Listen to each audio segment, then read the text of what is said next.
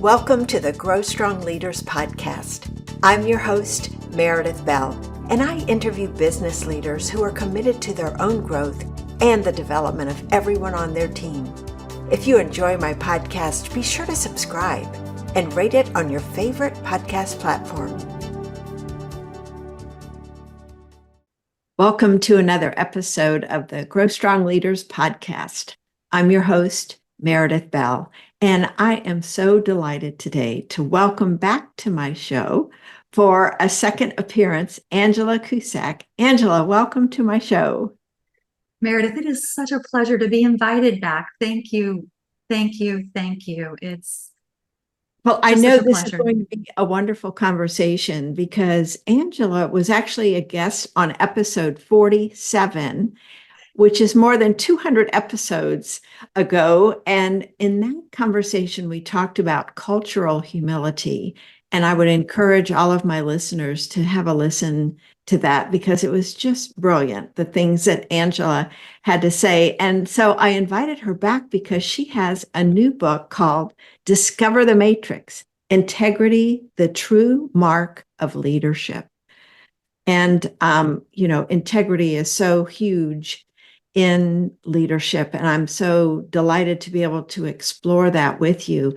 Angela is one of these people who I instantly connected with. When I read her profile on LinkedIn and we had our first conversation, we've just been so closely connected ever since in our spirits, because no matter how much time goes by, we just are able to pick up right where we left off. And her work is extraordinary. She is the founder of Igniting Success, and she's often called a company's secret weapon. She works with C-suite executives, and what she does is so transformative that it impacts the entire organization. Angela is a master certified coach, and she's provided mentor coaching and supervision for coaches over the past 15 or more years to help them prepare for certification as either a professional certified coach or master certified coach. So, Angela, with those credentials and setting the stage for my audience, the first thing I want to do is have you talk about the title of your book, because of course the words "The Matrix," Discover the Matrix, brings back images of the movie with that title, and I know there's a direct connection. So tell us about that. Yes, there is. So The Matrix, the 1999 movie, is one of my all-time favorite movies.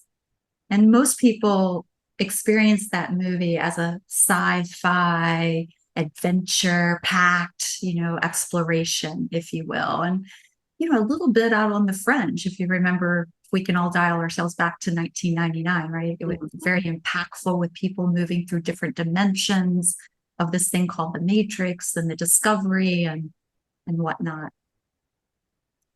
I have actually embraced that movie as more of a love story. And when I experience it as a love story, it is a love story with oneself. So we remember that pivotal moment in the story line where Morpheus comes to Neo, and he does so at what seems to be the perfect time when Neo is ready to listen. Yeah. And I find that we as coaches and we as leaders, if we're willing to be observant and aware, people will arrive to us at the right time. And Morpheus says to Neo, right, after several conversations, you can go back to the life that you've always known. You can take this blue pill and you can go back to the life that you've known. You'll wake up in your bed and you'll be all comfortable and you'll walk right back into the illusion of life. Or you can take the red pill and come to Wonderland and go deep into the rabbit hole. That's self-discovery. That's deepening our level of self-awareness, where our integrity actually lives. If we choose the blue pill and we stay just fully present to the way life is, the way we believe it is, our beliefs and our biases will inform what we experience and see. And my belief is that's where a lot of our suffering and scarcity arrives from. Because we are brought into this world with a set of expectations, beliefs that have been given to us. Doing the work is accepting and choosing the red pill. And what I've discovered since writing the book is I get to choose the red pill every day. It's not just one time, one time. It's an ongoing. Am I willing to take a look? Am I willing to challenge my own biases and beliefs? Am I willing to take a look at the skeletons that live in my closet that I didn't even notice it was there, or ones that I knew that were there, but I wanted to look the other way. And so it has become an experience when I've gone back to watch that movie, a movie about loving oneself and becoming really clear about how do I begin to trust myself in a way that is based out of this place of integrity, knowing that I'm not always going to be in integrity. And that is the journey of the matrix. And my invitation with the book is for people to become aware that this is a choice they too can make. They can discover their matrix. And I love the way you have it structured. I love your explanation there too. I've never thought of the movie that way, but it makes perfect sense. I also like that you say it's a daily choice that we make, even a moment by moment choice, because in a given situation, we can decide if we want to stay in our illusion or take a closer look and be willing to examine. In fact, one of the things that I want to get into is this idea that you present on exploring the space between, because that's very relevant to what you've just said, and this willingness to go maybe where we haven't gone before, or take the time to reflect on reflections.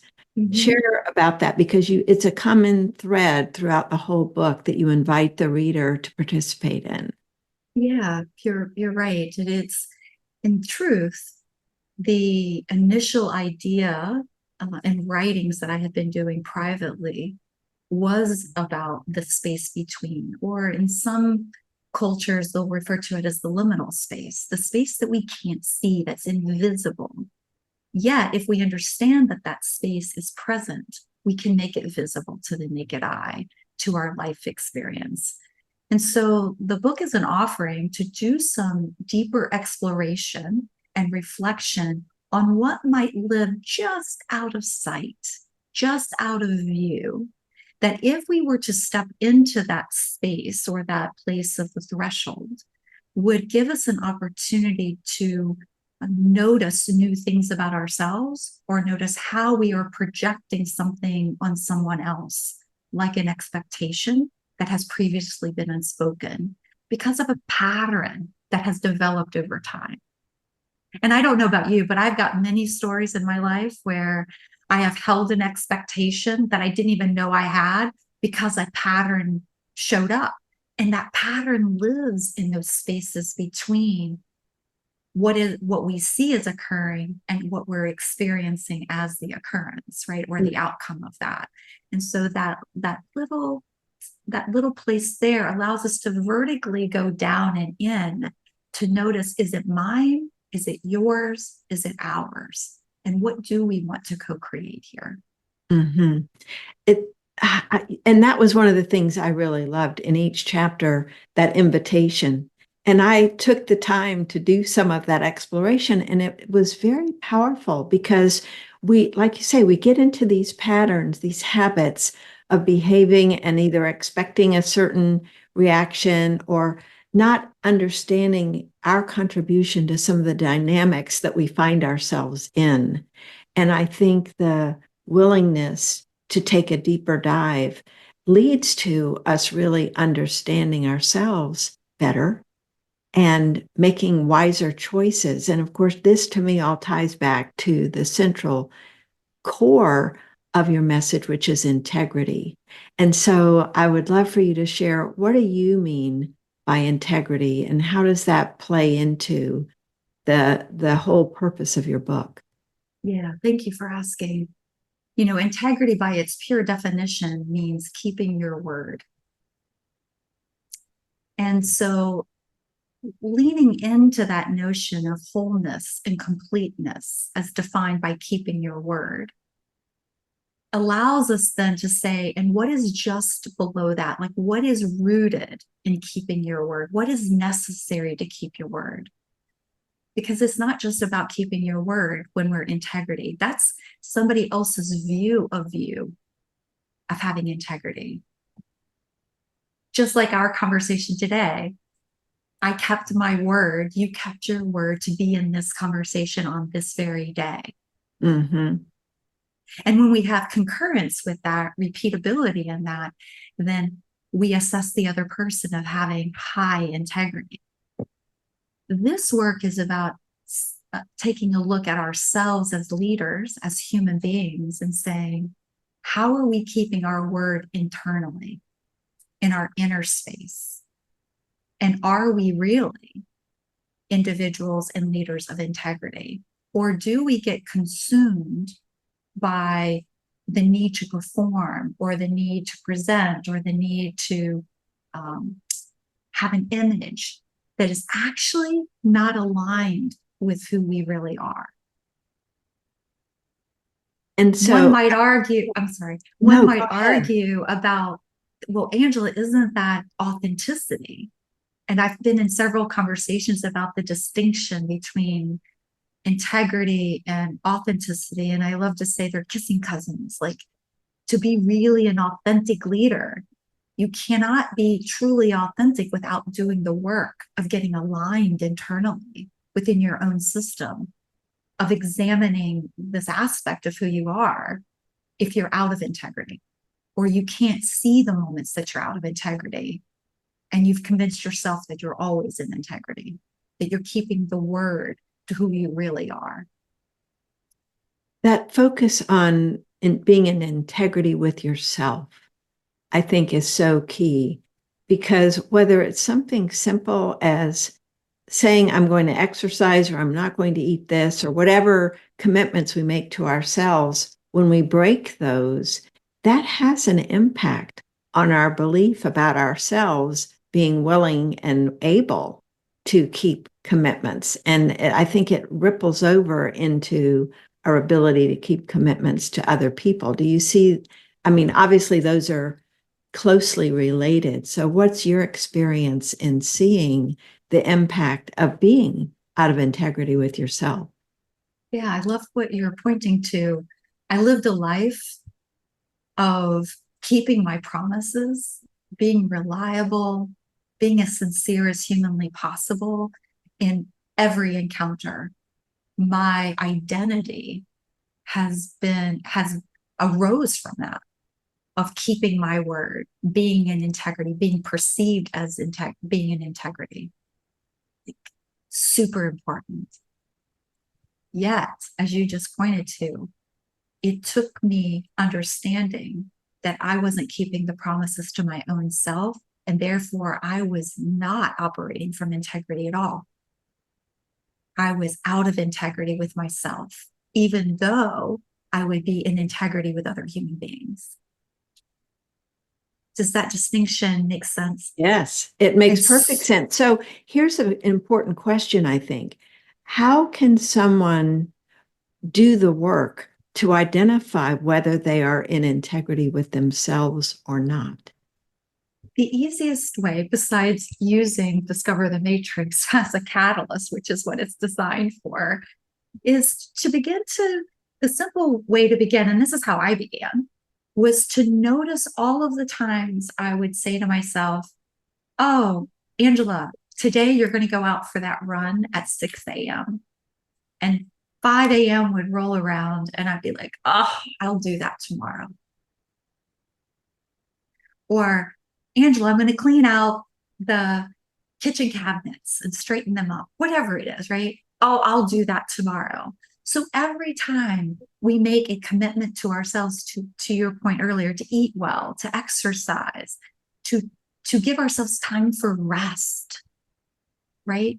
to take that bath or whatever it may be, and we put it off, is a indication that you are not integrity with yourself, because you're continuously breaking the promises to you.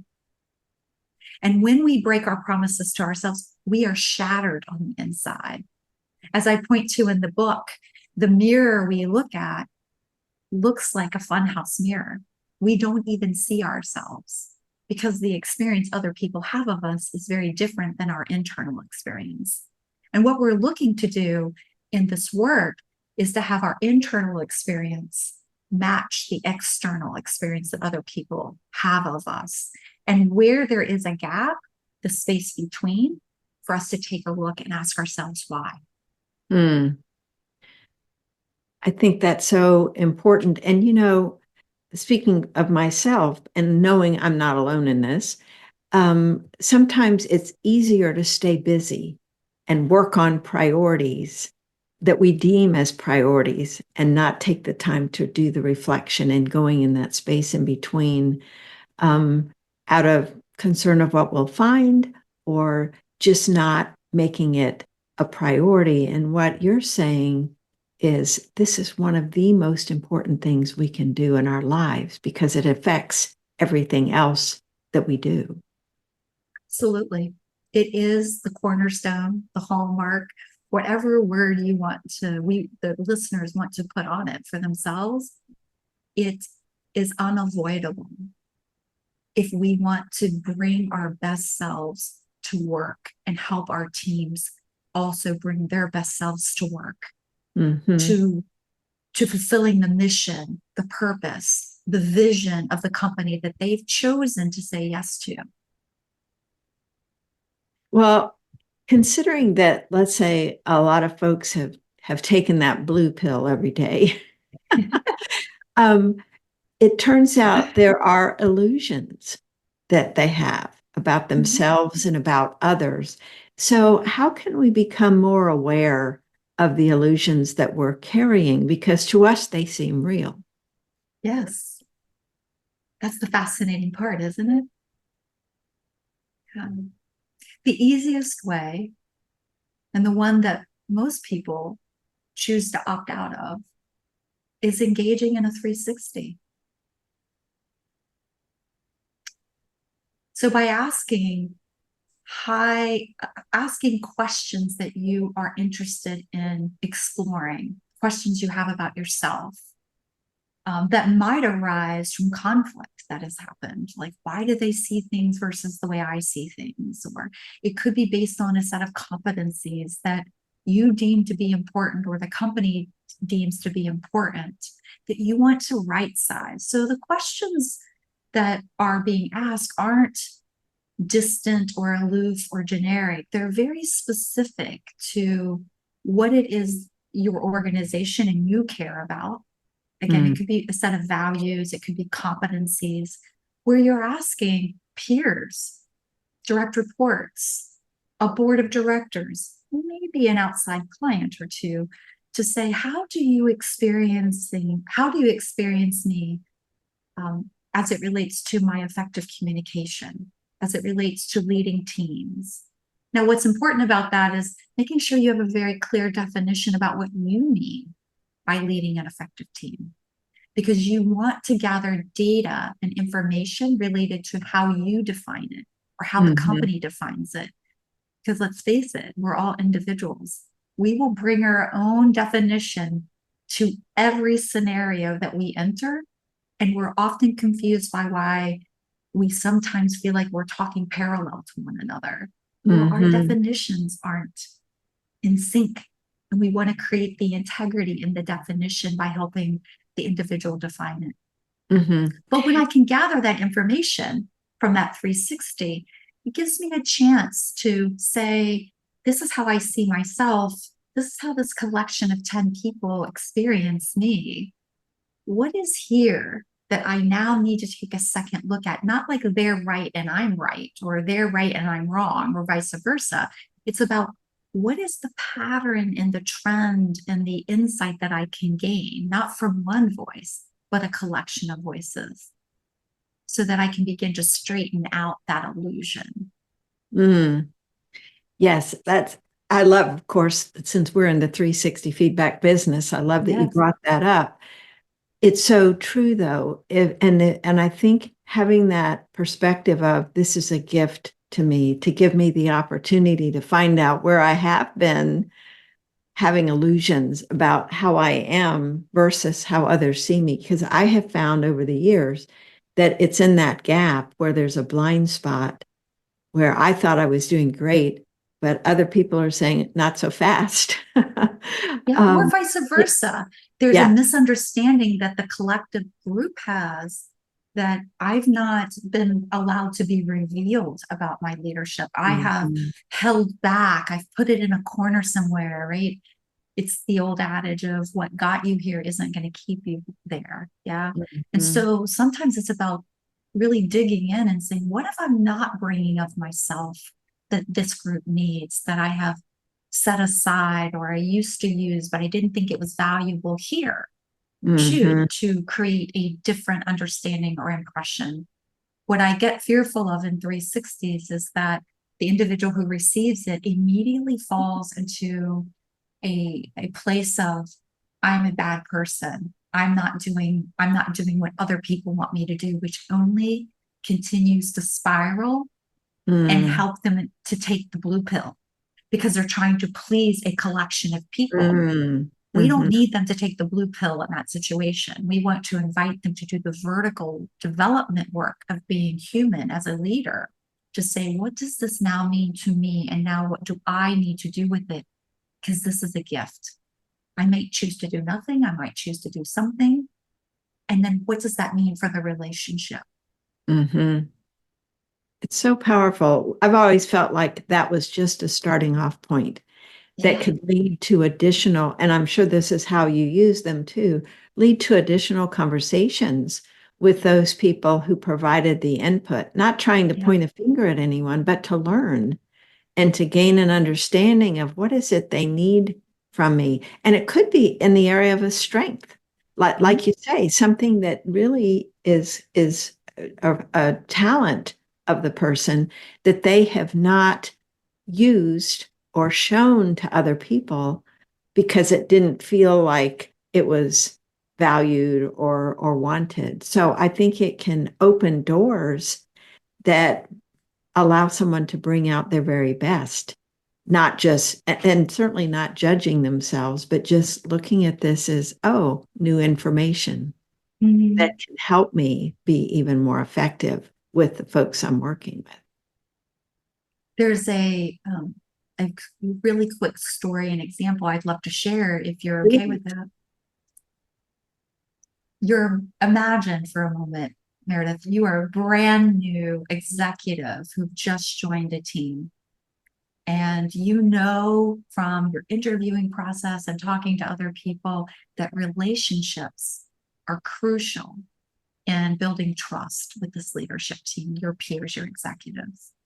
And so for the first 90 days, you're on a listening tour. And I'm sure you've heard this from your own clients, right? I'm on a listening tour. I'm going to gather as much information as possible. And we listen and we consume and we take in, right? Seems to be the natural move that most people will make. But what they're holding back is giving information to the people that's going to work side by side to them about how they make decisions, what's in their scope of authority and responsibility, and how over time the relationship with that peer might actually shift. Hmm. So when a 360, even if it's done in an interview style, they've gone out themselves and said, hey, give me, three pieces of positive feedback and two pieces of negative feedback, or whatever the case may be, like where I can improve. In this story, an executive did this, a brand new executive, and he gets back the information and he shares it with me. And he's so excited. He goes, look, they trust me. I've done this listening tour thing and they trust me and I've built relationships. But now I'm in a dilemma. I've been brought in to transform this part of the business. How do I maintain this loving, wonderful, trusting relationships with people when now I have to start making decisions? And these are decisions, my hunch is they're not going to like. Dilemma, right? So there is this moment where the image that people have of us is one kind of image based on that point in time. When I want to hold that image, I now have to say, how do I retain this relationship while being a decision maker, while transforming a part of the company that is going to impact other aspects of the company? How do I have to be in conversations with these people in order to retain the relationship while developing respect for the decisions I make that's going to help scale the business, let's say? Those sometimes get lost in that space between. So what happens is the executive starts to make decisions that impact other people, and they forget that they need to inform their peers that the way they're going to be with them is going to be different. They just expect that that understanding is in place. But it's really incumbent upon the new executive to inform them, here's what you can expect from me as I begin to make decisions and I begin to transform. I will collaborate with you here. I'm going to decide there. Integrity versus allowing it to live in the background, hoping and praying that my executive peers are going to understand what is occurring for me, right? That's where it moves from being creative tension into the drama of conflict that is unhealthy. Yeah, that's such a good example, because sometimes we don't consider what is it that people would want or need to know in our effort to be congenial and appear to be collaborative and not anticipate some of the issues that you just mentioned. There are all kinds of situations like that when we hope without discussing and getting clarification with others, we hope they'll somehow understand where we're coming from without explicitly sharing. Like you were just saying, it makes such a difference. And the contrast between how people respond is dramatic when we are open and honest and in integrity versus playing a role or wanting to appear a certain way. Which I believe often happens because we're modeling people that have been our leaders.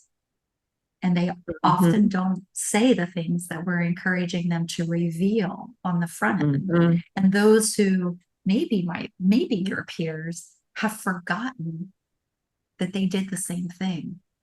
It gets lost in that space between. And so even for the peers, it's important for them to pause and say, when I was new, what did I do? How did I behave? What might I have done different to negate the unnecessary pain and suffering or the confusion that arose? How might I onboard my senior leader that I'm going to bring onto my team that I've just hired in a way that's different? What would I say to that person?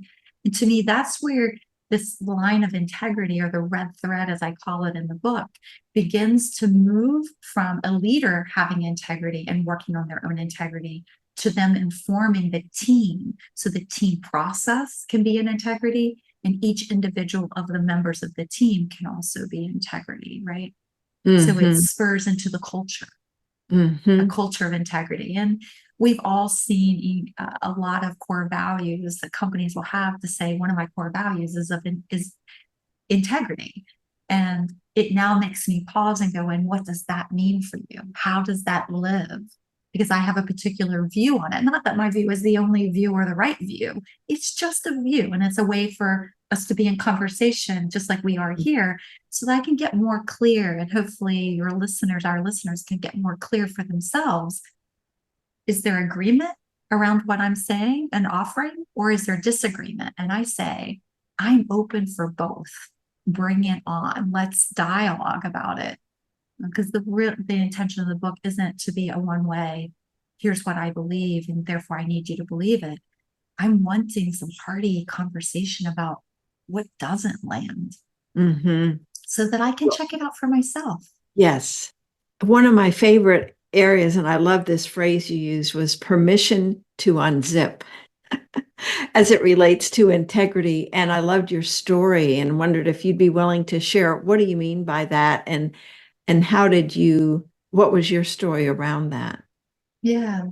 So there's a couple of different stories that you might be referencing. Can you give me a little bit of a insight into which It story was, you're? it was, I'd have to go back and look. So either one would work just as an illustration of what that meant to you in terms of giving yourself permission to unzip. Yeah, fair. So I don't know if this is the exact story that may be present in the book, and yet it's always present, this notion of unzipping, right, to reveal. And really, the essence of that particular part is around this idea of sharing and exposing your beliefs and your biases as constructs for conversation with other people on an ongoing basis. But the one story that you may be referring to is I'm preparing to leave a company and moving to a different part of the world. In fact, I was moving from um, Miami, Florida to Richmond, Virginia.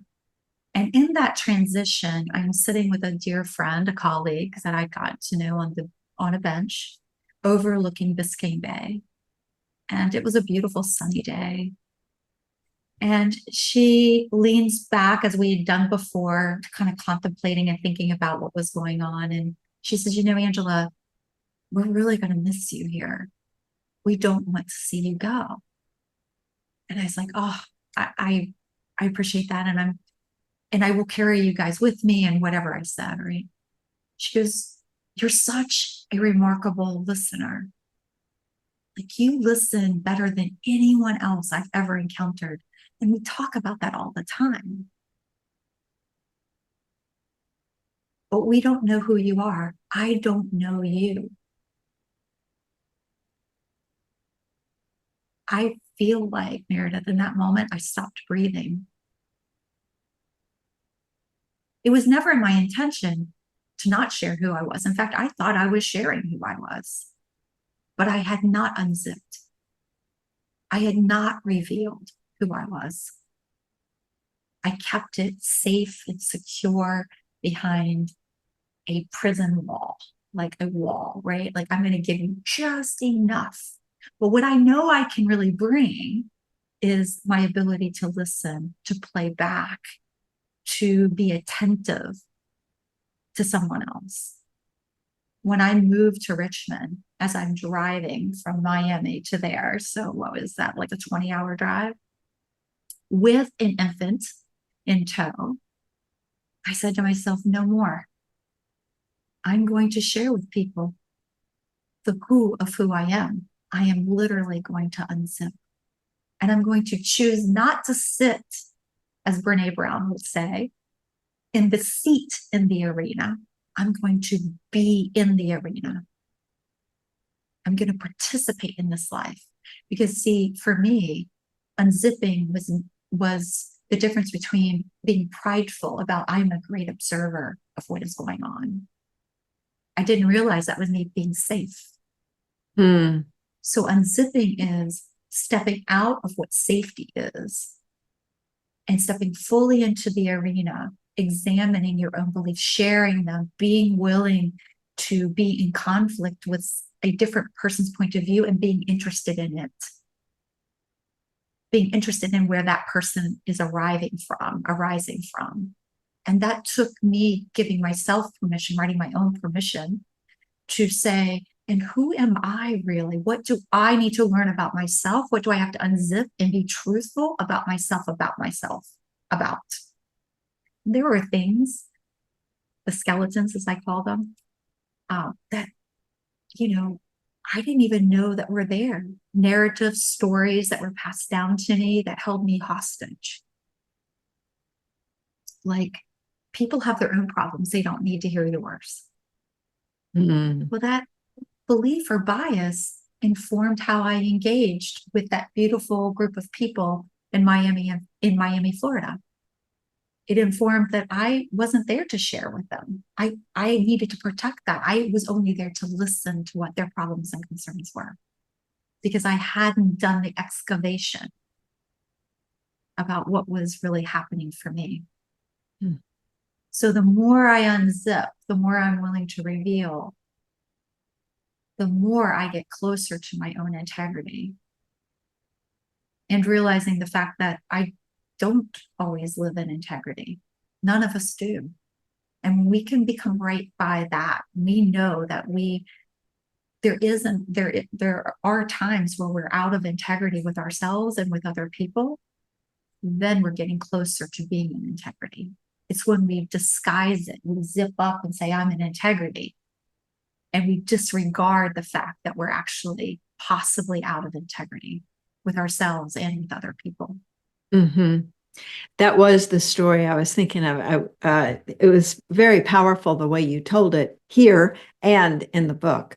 Just that shock of hearing from someone a perception that's so different from our own, and your Yes. willingness to look at it, go to the space in between to examine the why and look at what did you want to have different. And so you made a new choice. I think your emphasis just now also on the fact that we're all going to be out of integrity at some point, recognizing we're all human, we're part of this human condition. We're not going to be perfect. And the willingness to unzip and raise our self-awareness so that we notice when this is happening. What are some signals that we would feel or sense that would tell us, whoa, I'm not in integrity here? Mm-hmm. Well, it'll be different for every person. So becoming somatically aware of the signals your body gives. If that's not a practice that the listeners have, I encourage you to become really in tune with your body because your body doesn't lie. It is filled with all the history that we are. We carry it with us wherever we go. It is our history. It has the information we need. And for me, it's often on the left side down in my solar plex. I can't explain to you why. That's where it is. You'll even see me in this recording kind of point to my left side. It's like it lives there. And if I get this tingling or wrestling feeling, this very acute awareness in that part of myself, it is always an indication to pause, to think, to possibly revoke or recommit or ask myself the question, was I really committed to my own promise to begin with? Or was it a promise I made because it was hopeful? Or did I make a promise to myself that was actually criminal? I didn't have any intention of doing it. Same thing with people outside being out of integrity, right? The same sensation for me will happen. That tingling, that warmth, that awareness to that left side of my solar plex will show up. And I'll go, oh, I can't fulfill it the way I promised to fulfill it. What do I do now? Do I cover it up? Do I put the cobwebs on it and stick it over there and pretend like they're never going to notice it? Is this really enough? Or do I need to go back and counter offer the promise that I made? Do I need to revoke the promise that I made, right? If we think about the Webster's definition of integrity, right? Of keeping one's word. So that's what occurs for me, but I am curious, what happens for you? Oh, if I sense something that's really out of sync, my heart rate goes up. Yeah.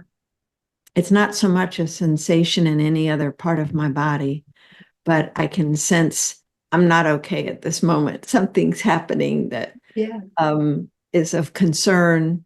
And that's where I'll do similar to what you say. I pause and monitor my breath so that I can breathe more deeply and regain that sense of balance. So then I can take a look at it and not react emotionally. and jump into judging myself or criticizing or, any of those things we tend to do when we think, what's going on here? And thinking about, it doesn't happen that often, but thinking about a time recently, it goes back to upbringing too. I think we have to honor all, like you said, we have our bodies tell us they have the history with us. And this being raised in a church that really emphasized guilt. And so you assume guilt even when it's not appropriate because that's what was, instilled in you. That takes sometimes a lifetime to become more and more aware of what those instances or triggers are and be able to detach from that. And again, it goes back to identifying what really would be integrity for me, not what I've been told, not what I was, uh, filled in my head with for many years, but what's really true for me. Yeah. And that's where a partner, like a coach or a good counselor or a therapist, right? Depending on the work that is wanting to be exposed, right? Because each one of those individuals brings something different to the conversation. And yet, this isn't a journey of aloneness, of oneness, of separateness. It's a journey of togetherness.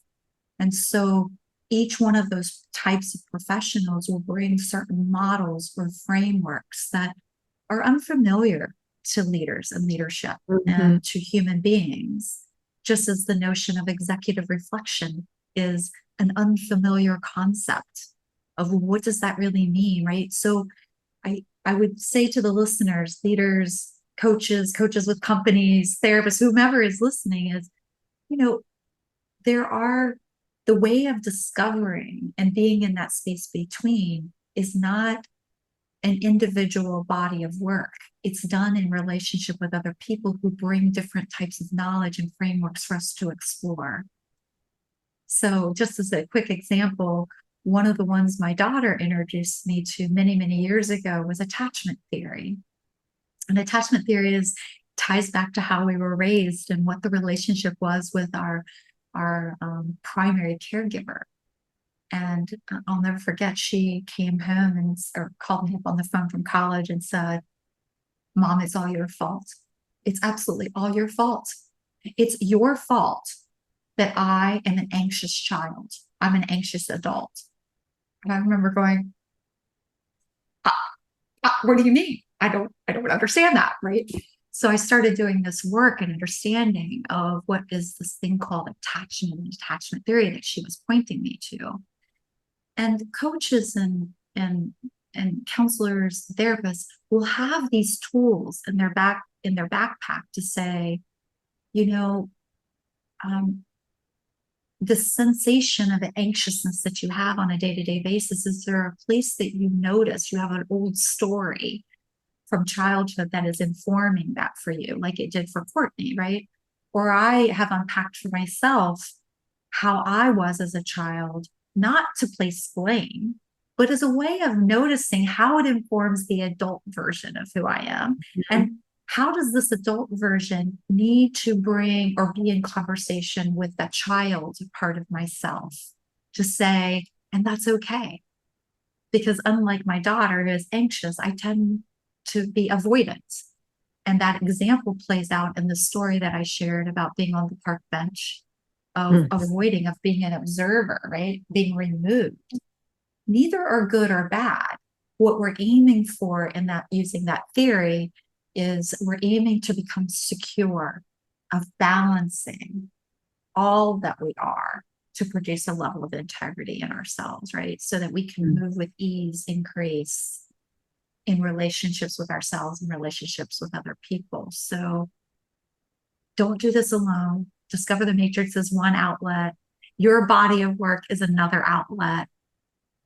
Just invite us into the conversation and let's together explore what's possible.